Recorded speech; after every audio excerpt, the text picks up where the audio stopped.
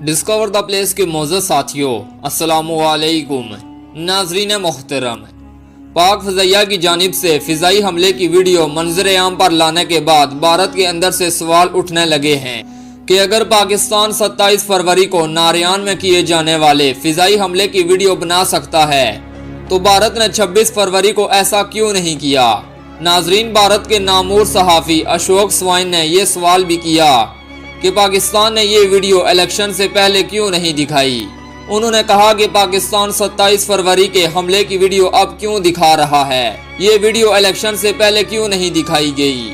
ناظرین، مزید ویڈیو کی تفصیلات میں جانے سے پہلے ڈسکور دا پلیس کو سبسکرائب کر کے ساتھ موجود بیل آئیکن کو پریس کر دیں تاکہ آپ کو ہر ایک انفارمیٹیو ویڈیو کا نوٹیفیکیشن بآسانی مل سکے۔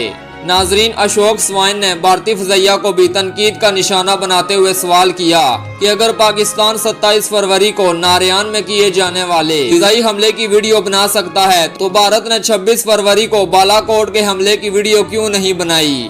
واضح رہے کہ گزشتہ دنوں پاکستان ایئر فورس کی جانب سے بھارت کو دیے گئے منہ توڑ جواب کی تفصیلات ویڈیو ثبوتوں کے ساتھ سامنے آ گئی ہیں۔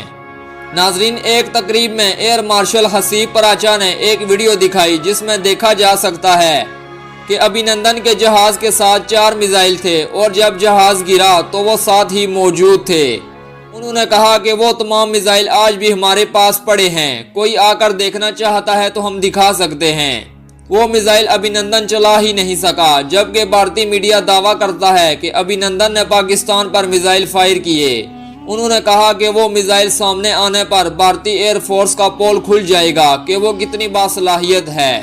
ناظرین، 27 فروری کے واقعے کو تفصیل کے ساتھ بتایا کہ اس دن کیسے پاکستانی شاہینوں نے بھارت کے جہاز گرائے اور کیسے بھارت کے اسلحہ ڈپو کو نشانہ بنایا۔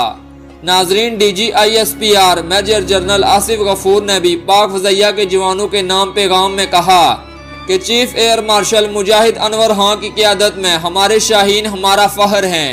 انہوں نے 27 فروری کے روز بھارت کے طیارے گرانے والے پاک فضائیہ کے جوان نعمان علی خان کی تصاویر شیئر کرتے ہوئے لکھا کہ بھارت کو 27 فروری کا دن نہیں بھولنا چاہیے۔ ناظرین، یہ تھی ہماری آج کی ویڈیو پسند آنے کی صورت میں اس کو لائک کر کے زیادہ سے زیادہ فیس بک اور واٹس ایپ پر شیئر کریں۔